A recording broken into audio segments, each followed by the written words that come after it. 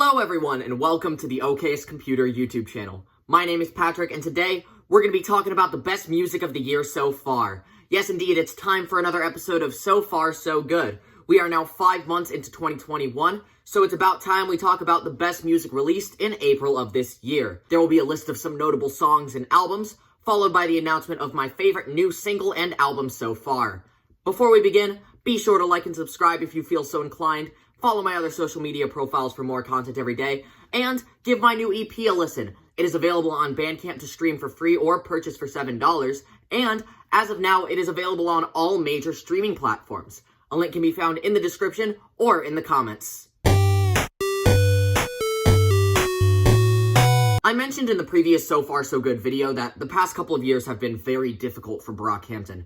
And after their very pensive and sorrowful record, Ginger, I was looking forward to see how they would climb out of this emotional rut. You know, all of the controversies, the inner conflicts among the group members, all of it has led up to this. Roadrunner, new light, new machine. And I am so happy to say, the boys are back. This album is amazing. I find that with Roadrunner, there is a perfect balance between the slow ballads of Ginger and the raucous anthems from the Saturation era, and both of these different sides of their work are expanded upon and improved upon in ways that Ginger and Iridescence just couldn't. They start with the singles and traditional bangers in the first few tracks, such as Buzzcut and Chain On, and the amazing A$AP Rocky collaboration Bankroll. I talked about Buzzcut at length in the previous So Far So Good segment, and I still believe that having the most simple and straightforward track as the opener for the album acts as a great precursor to the very melodic and emotional cuts that come later. There is a palpable confidence in these opening moments that just wasn't present in some of their previous records,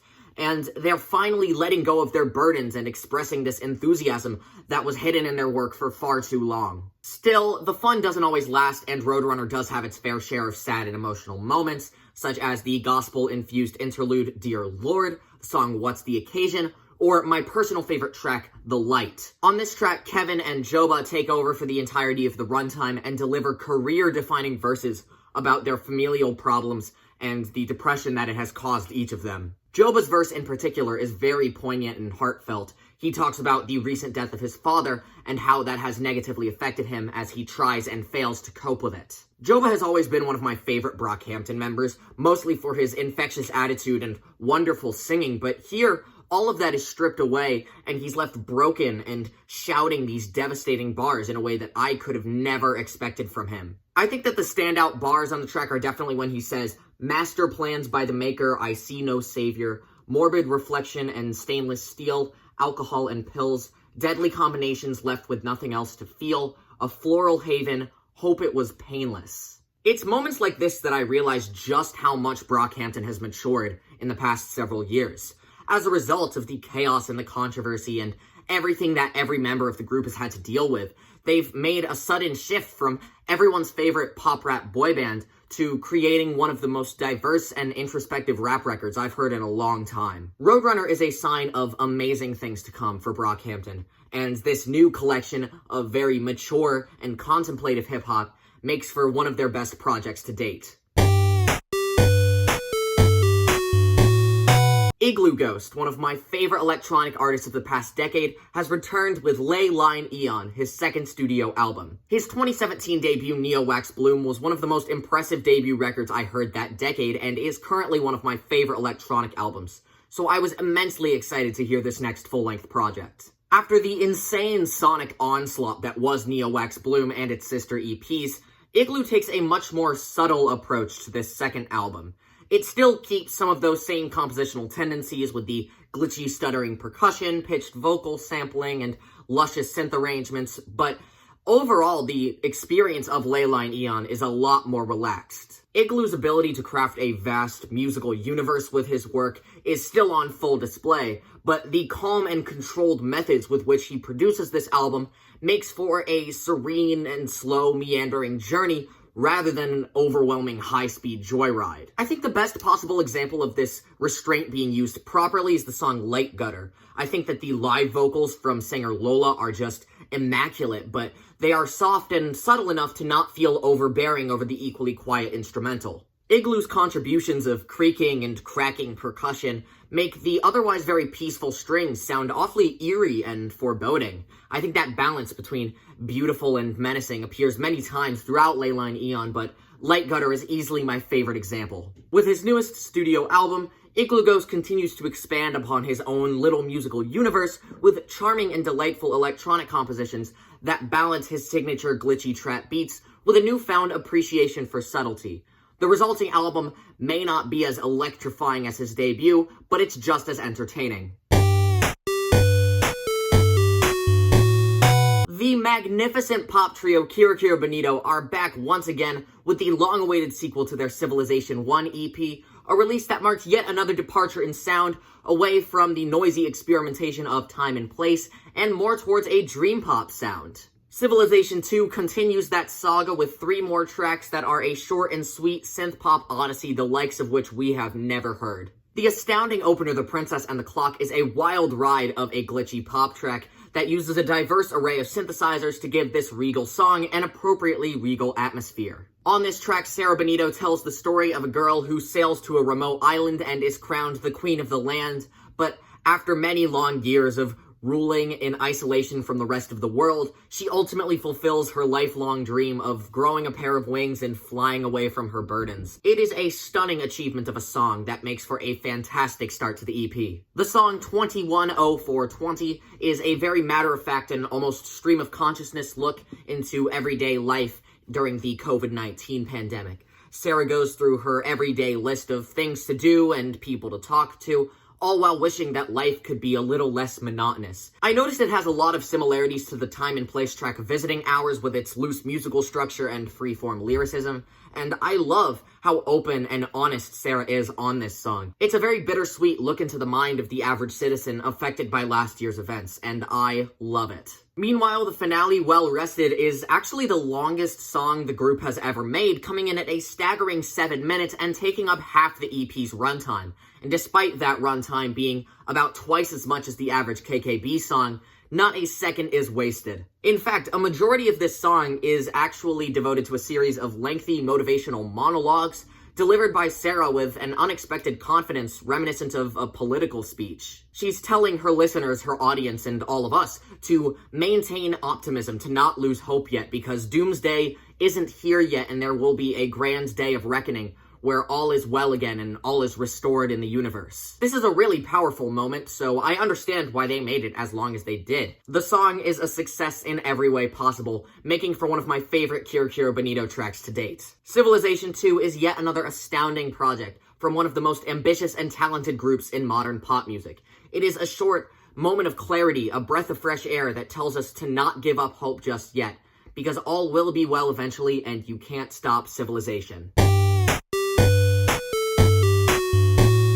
Legendary Canadian experimental collective Godspeed You Black Emperor are back to continue their winning streak of inventive and extravagant post-rock projects with their newest record, Godspeed at State's End. If you are even remotely familiar with the genre of post-rock, or you've been in a music-themed internet forum over the past 20 years, you already know and love this band. In the late 90s and early 2000s, they created some of my all-time favorite albums, such as F-sharp, A-sharp, Infinity, or Lift Your Skinny Fists Like Antennas to Heaven, before unfortunately taking a hiatus for most of the 2000s and early 2010s. Luckily, their eventual reunion led to the release of Alleluia Don't Bend Ascend, one of the best comeback records of that decade. And their next 2 records after that frankly didn't live up to the Godspeed standard, but I still enjoy them a lot more than most fans do. Following their tour for Luciferian Towers, they went completely silent for years, but after 4 long years of anticipation, they finally announced a new album and a short film that has new music as the soundtrack.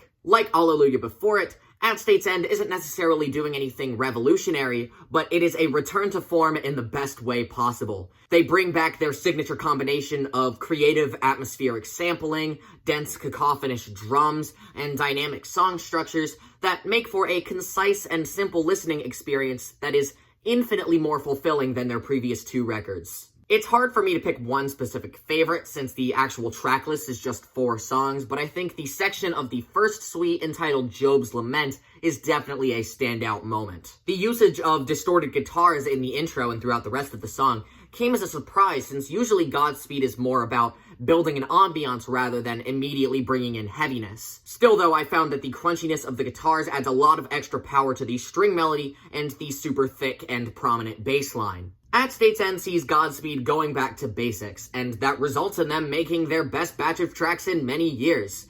Godspeed aren't really the kind of band to find a formula and stick to it, but if this is the Godspeed formula, I'm totally okay with that. I have said it time and time again, Squid are one of the most promising and potential-packed bands in existence right now. Their debut studio album, Bright Green Field, will be released within the next week or so, and they have just released the third single from that album entitled Pamphlets. And it turns out Pamphlets is actually the closing song from the record. I find it weird that they chose to release the grand finale for the album as one of the singles, since that might kind of mess with the momentum going in for a first listen, but regardless of any potential hindering of the album experience, I am so happy they released this song because it may or may not be one of their best singles to date.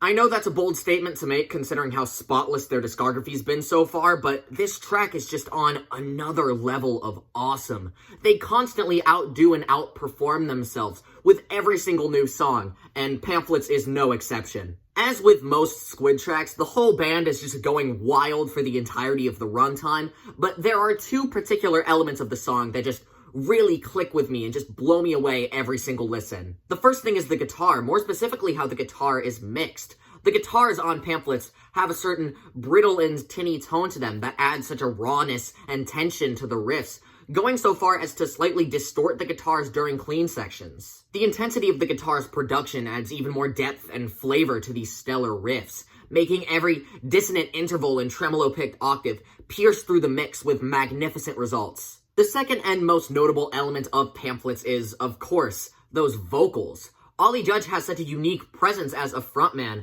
a certain flamboyance that can display both confidence and fear often at the same time. And it's also important to note that he is a drumming frontman. Trying to drum and sing at the same time is already difficult enough, and it's made even more impressive when you factor in how emotional this performance is. The lyrics of Pamphlets discuss anxiety in an unfamiliar environment and a general distaste for those kinds of superficial, cookie-cutter, middle-class neighborhoods. He's constantly told that living this lifestyle will give him everything he possibly needs, but he's so dissatisfied with the materialistic ideals of these people, and that's why he chooses not to interact with anyone. These general themes of disgust and contempt towards his surroundings are channeled into an explosive finale where he is screeching about being surrounded by informational pamphlets. It perfectly fits the absurd and angry tone of the band, and I'm sure that when the album does come out, it will act as a perfect finale for the record. I love this song, I love this band, I am so excited for this album. It is so weird, but at the same time, it's so impactful and entertaining. Speaking of weird music, I am just as surprised as you are. I did not expect this album would ever exist, and I especially didn't expect it would be this good. Famed indie musician Jeff Rosenstock has been consistently making fantastic albums for the past decade or so, and his most recent record, No Dream, is a strong contender for my favorite solo record in his discography. It was a boisterous and passionate pseudo-punk record that was one of my favorite albums released in 2020. So naturally, with all of the praise and acclaim that he was receiving off of this album, he decided to go back into the studio and turn it into a ska record. No, I have no clue why he did this, and announcing it on April Fool's Day of all days, it didn't make it any less bewildering. What's even more surprising is that I love it. This isn't a mere parody or failed pastiche of ska music. This is a love letter to a genre that the mainstream forgot, but Jeff deeply cares about.